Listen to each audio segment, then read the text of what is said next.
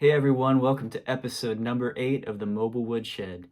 This episode is dedicated to the late great Clarence Gatemouth Brown. I've known about Gatemouth for years and, I've heard his classic tunes and tried to learn some riffs off his records, but until I decided to do this episode, I really didn't realize his impact and how many incredible records there were, and the fact that he played so many different instruments proficiently. It's just a really incredible musical life that he led, and let's just dig in. So, if you're not familiar with his life, Clarence was born in 1924 in Vinton, Louisiana, and his father worked for the Southern Pacific Railroad in Orange, Texas. And his father was a multi-instrumentalist and introduced Gatemouth to music really, and started playing guitar around age 5, and he started playing fiddle at the age of 10. And the first music he was really immersed in wasn't blues music, more so country, bluegrass, and zydeco. And this kind of shaped his whole philosophy in music. For years to come, he would sort of protest as far as being labeled a blues musician. I think there's a quote, something like, "I'm not a bluesman, I'm a musician." And he played so many different styles. He was into Cajun music, zydeco, bluegrass, country. Could play polkas, bossa nova, and he was heavily influenced by big band music.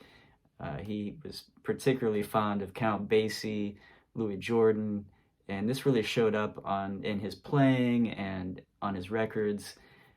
He did some covers of big band tunes, or he would quote, things from big band music in his guitar solos. So he was a drummer. He played in swing bands in San Antonio, and he would drum when he was in the Army during World War II. He was in a band playing drums.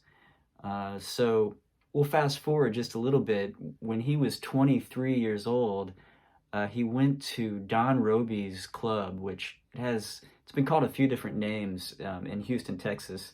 A place called the Golden Peacock, or some called it the Bronze Peacock. I'm not sure what the real name was, but he went because T-Bone Walker was playing.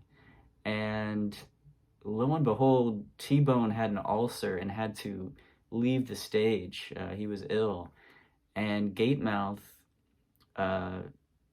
got his guitar and started playing a song he wrote on the spot called Gatemouth Boogie, with the T-Bone's orchestra going and everything. And Don Robey was there, and Don Robey didn't even know that Gatemouth played guitar. And I guess in the course of 15 minutes, he made something like $600 in tips. And this, in a way, it launched his career. And so Don helped him out. I think he was first signed with Aladdin Records, but didn't really have any commercial success initially. And so Don Robey formed Peacock Records, which became a legendary label out of the Houston area. And with them, Gatemouth had a few hits, like the Okie Dokie Stomp, which is a staple as far as blues instrumentals are concerned, and a few others. And so he was kind of off and running. And so in the 60s, Gatemouth relocated to Nashville, and he was musical director for a show called The Beat, which you may have seen clips of this if you're into blues music or music in general. This like amazing show that would have guests like Freddie King and others, and you could see Gatemouth on all these, playing guitar and backing these guys up, and it's almost like he was that era's, Kevin Eubanks or Paul Schaefer, in the highest degree. He was directing that band, and also on those videos you could see Billy Cox, who later played with Jimi Hendrix on bass, which I always thought was really cool. But Gatemouth's output was very diverse. He would later record with Roy Clark and strike up a friendship, and they actually made a record together called Makin' Music, which is, if you're a guitar fan, you should check that one out. And his life was just really interesting. And he was actually a deputy sheriff for a while in New Mexico. And as time went on, he won a Grammy in 1983 for an album called All Right Again. And right up into his later years, he was playing like 300 dates a year, toured Europe a ton. He played in East Africa. And an interesting fact is he was the first American citizen to be contracted by the USSR to come over. And he went on an extensive tour in the Soviet Union. So this guy is just a legend in every sense. And, his influence is astronomical. And just his fiddle playing alone has been very influential in the fiddle circles. And guitar playing wise, he influenced people like Guitar Slim and Albert Collins and Johnny Guitar Watson, other blues giants. And then down the line, Frank Zappa famously listed him as one of his main influences. If you ever have check out the Frank Zappa autobiography, I think it's called The Real Frank Zappa.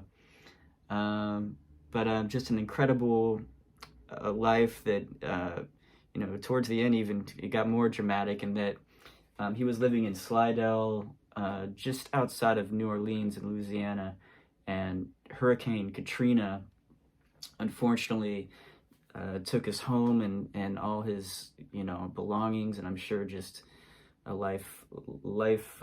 long amount of memorabilia. Who knows what was lost. And sadly, after he passed away in the early 2000s, Hurricane Ike damaged his resting place. But that's been since resurrected, and they have a new memorial there for him. So without further ado, we'll get into some guitar playing here, and I'm gonna just try to do some portraits of some of his most classic tunes and get a glimpse into his techniques and approach, which was very unique. Mostly, he just used his fingers, like so many of these other great artists that we've covered, usually with a capo.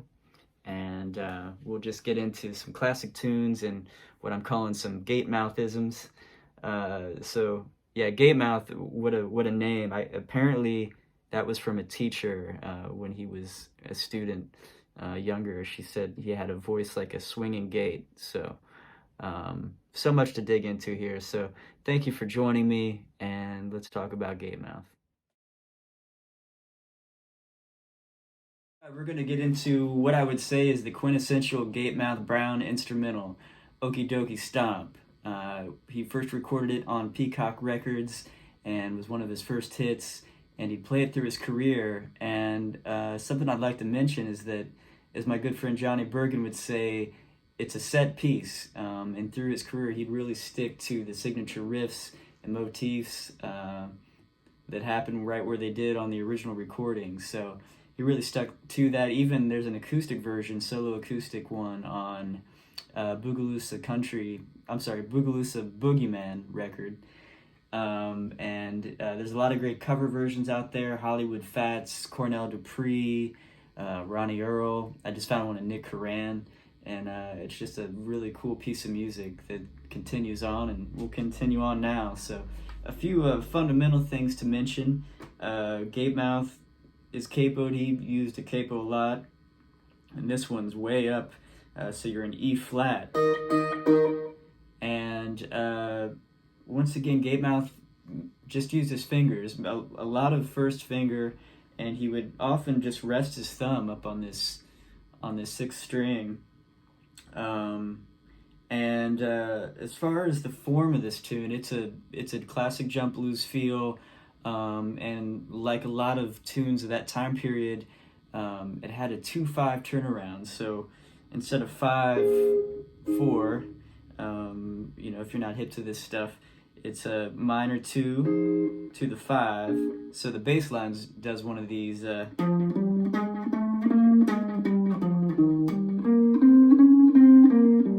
sure you've you've heard that a million times, even if you're just getting into playing.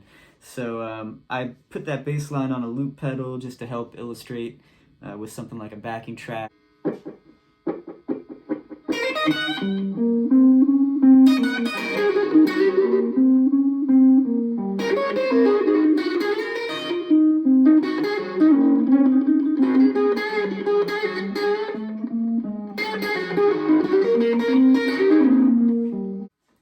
All right, at half speed.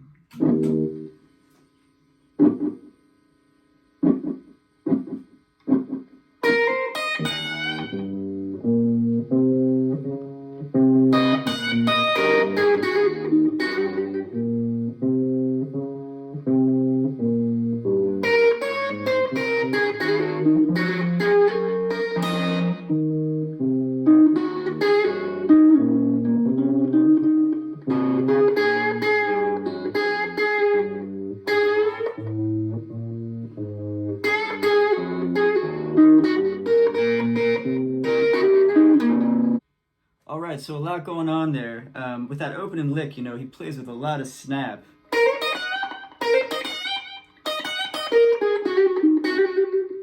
You know, trilling onto the major third there. Very Gatemouth. That's sliding up to the 15 and hitting your 2 high strings after. And then you have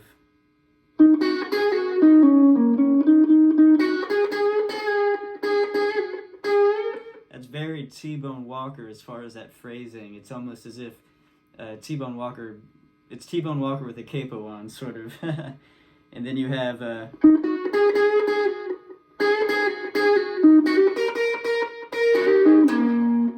that phrase, it's kind of like walking up an E cowboy chord and walking down arpeggio almost. And that phrase buttons up a lot of the 12-bar cycles, it seems. It's like a punctuation mark.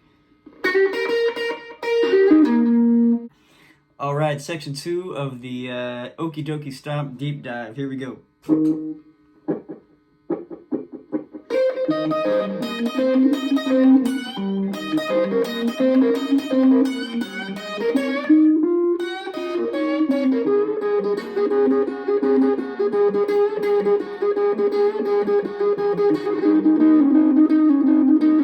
Section 2, half speed.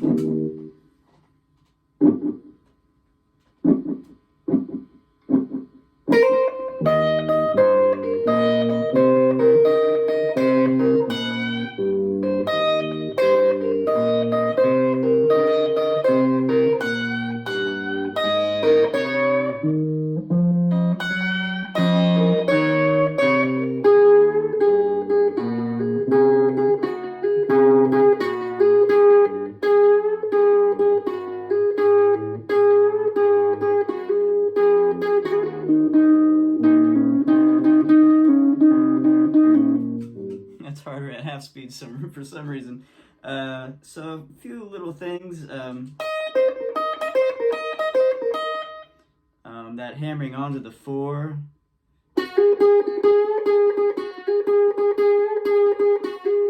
And then I love that little tag at the very end.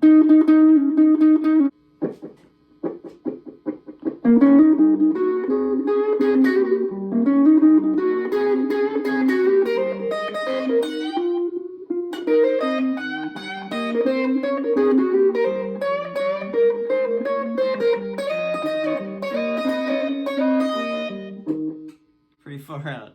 Let's try half speed.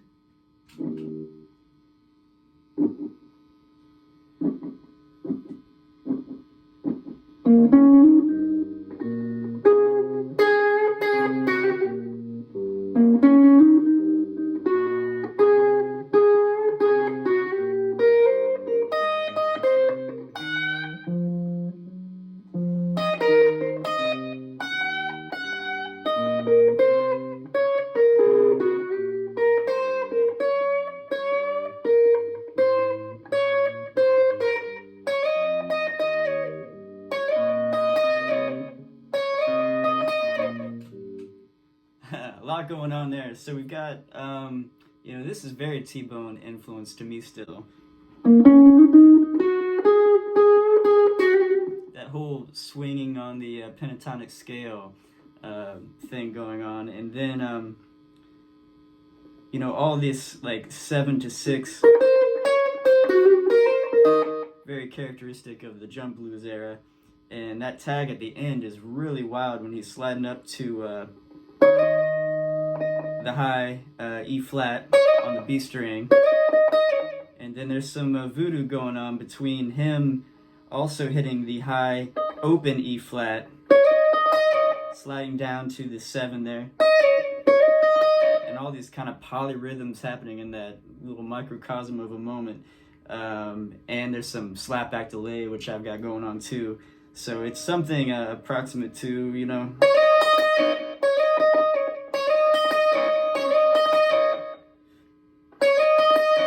very cool sound. All right, so section 4 is really just a horn break, and I did my best to pick out what chords they're striking together. You know, I hear an E flat 9, I hear the 4 chord, a 9, and I hear a 6 chord, 4, diminished, back to the 1, and then walk down to the minor 2, and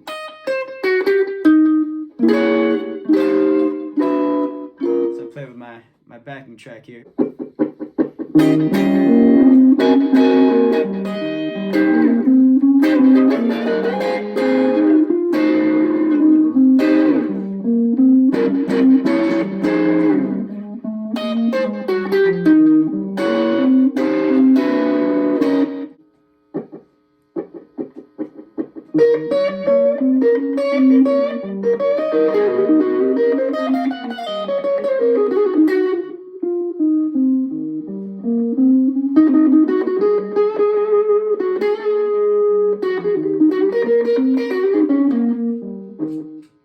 That's a tough passage. Let's try it at half speed, huh?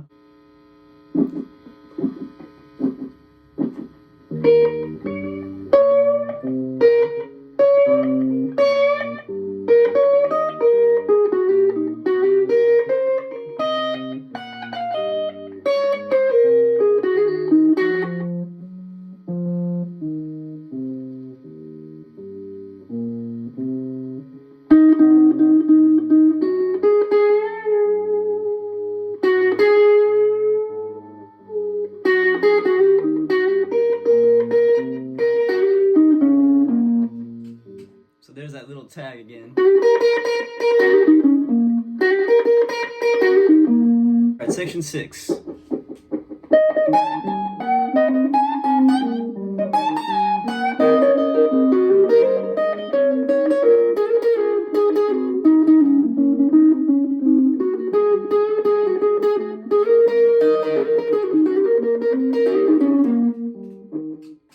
Okay, let's try that at half speed. Have mercy, Gatemouth.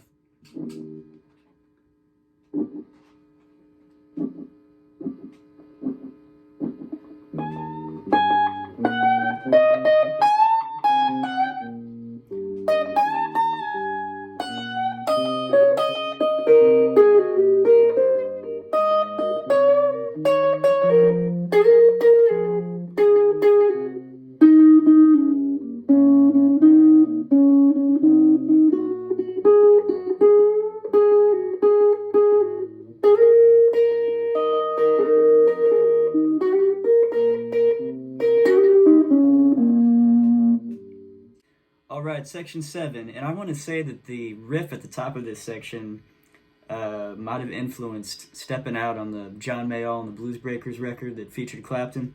It sounds pretty close. Maybe you guys know.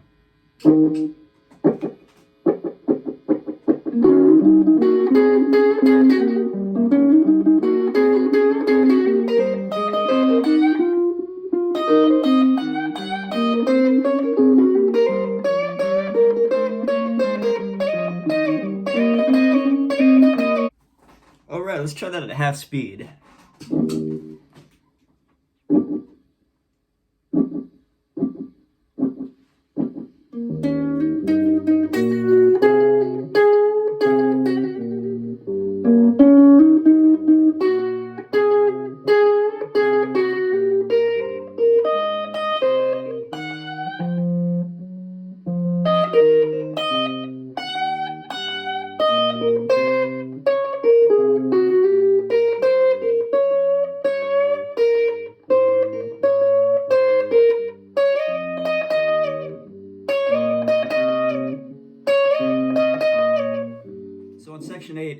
it starts with another horn break. They do, you know, these jabs, ninth chords, and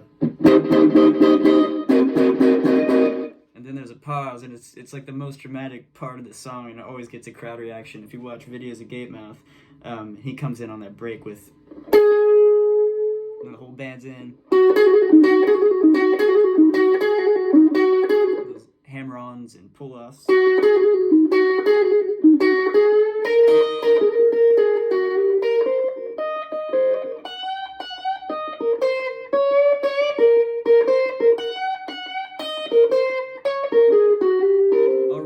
Section number 9. So I lied, there's only 9 sections, and this one starts out with a big break again, so I'm not going to use the looper, and because it also has sort of a free time thing with the horns at the very end, so we'll get to that. So on the break he does this.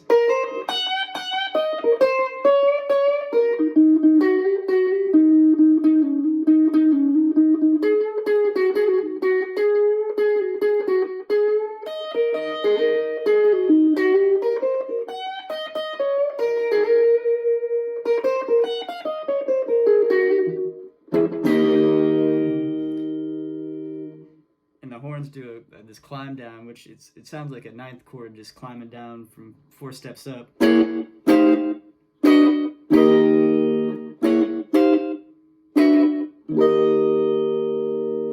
on live versions, Gatemouth will play those chords to imply that part, and then he just does some free time blues.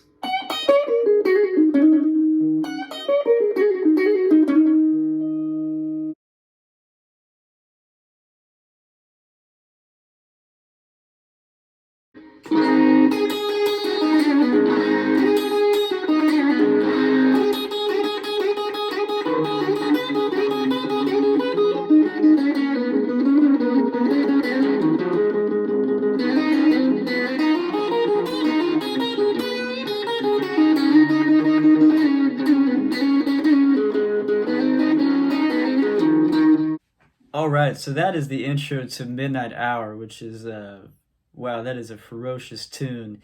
His vocals, everything about it. It just sounds like they're in a combustion chamber or something. And so I'm going to do that at something like half speed, I think is what I've been doing. And just try to break things down. It just seems like, you know, it worked out beautifully, but things are almost like sort of offset as far as when things were coming in, but they work in this beautiful way. So let's try this.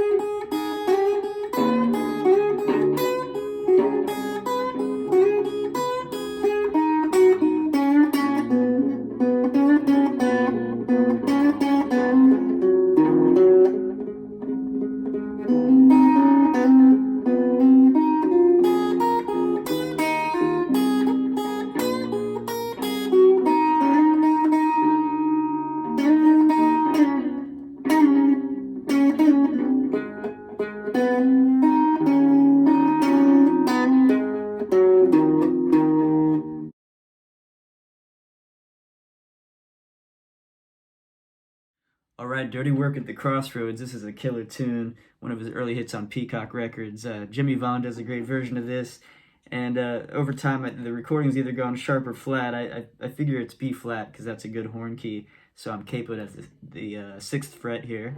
And it opens with this great guitar horn line that's like...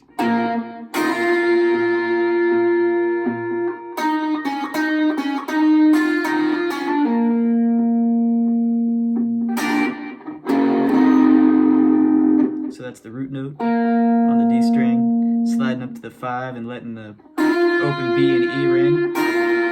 Then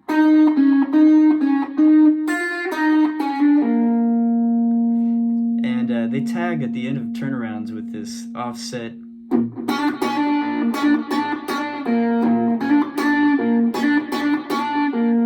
Very cool stuff. And all throughout he's doing, you know, classic Gatemouth, aggressive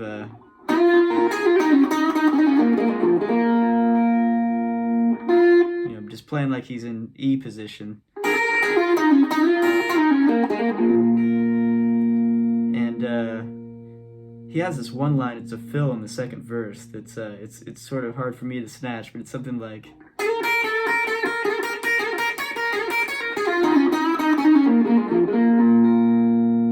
and in the solo, you know, he does his double stop bends, right? Comes out swinging with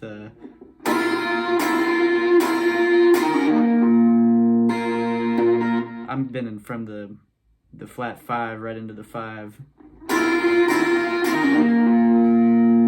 And he'll go up to the high octave, way up here at the, what is that, 15, 16, 17, 18th fret.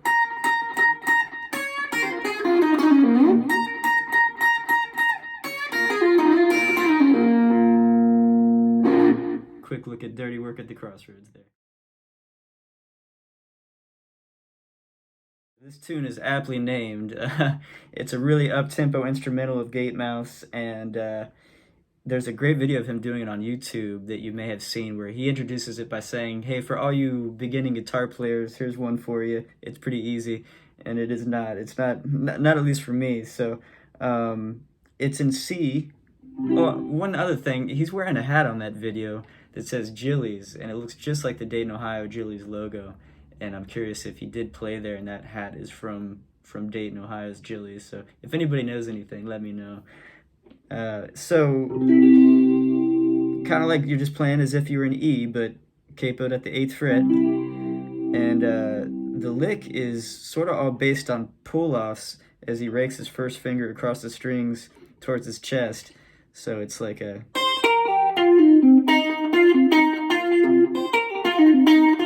He's doing all that with his first finger, which I just cannot physically do. So I use my thumb a little bit too. And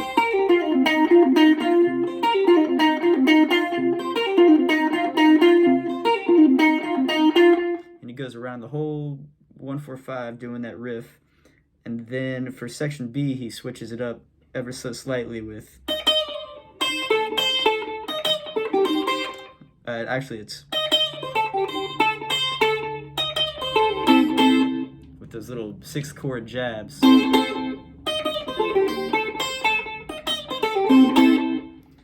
And yeah, that's kind of the whole head section. I'm using my Roland Jazz Chorus on this little mobile cube here. Sometimes he'd have that sound in the, I guess, probably late 80s, early 90s. So once he gets into the solo, he comes out swinging with this, which is hammering onto the 3rd and then hitting the B string. Then he goes into a lick that's similar to the intro.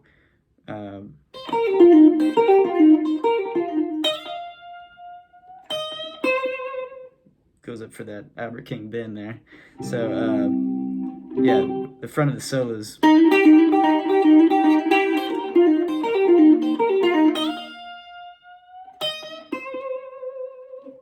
So I'll play just the head. Let's see here.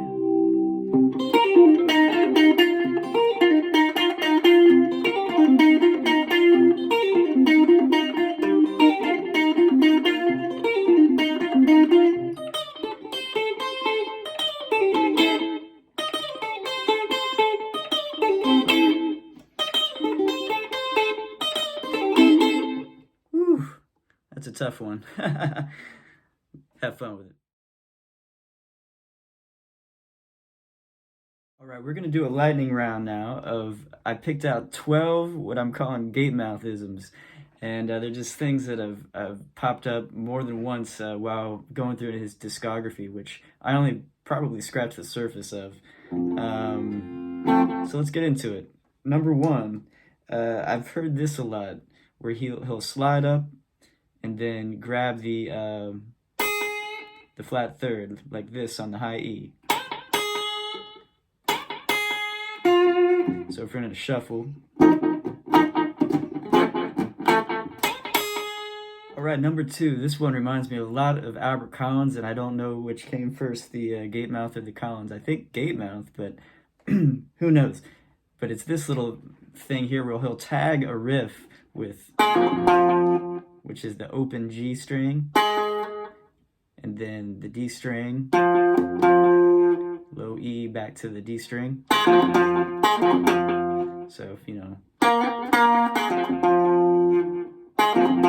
Number 3, I hear this a lot. It's like a chromatic run up to the root note from the 7 on the B string. The other one is this triplet kind of lick where it's got a pull off, and then he responds by climbing up the neck on the high E string, like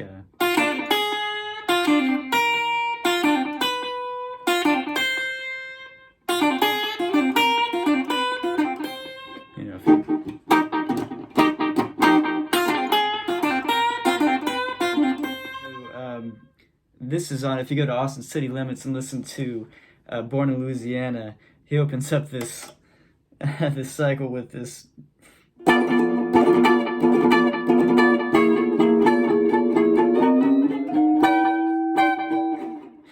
really wild. So you have this rhythm. We're at G, 9th chord.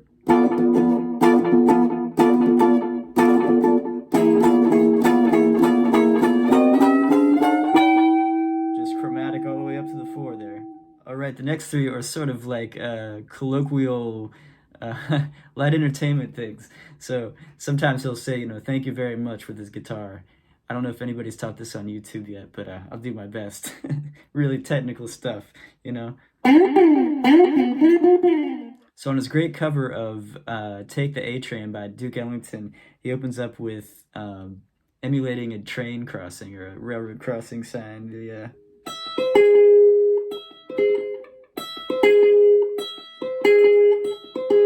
And that's so I'm on the high E at the 12th fret, and then fretting the B string at the 13th fret with my 3rd finger. 2nd finger's on the 13th as well, and just raking across the strings. Pretty dissonant little arpeggio there. Throw in stuff like little nursery rhymes, you know, and a blues or whatever he's up to, you know, stuff like it's raining, it's pouring. So once again, Gatemouth was in the Army as a young man, and he played in a band, and a lot of his military marches and melodies worked their way into his music later on. For instance,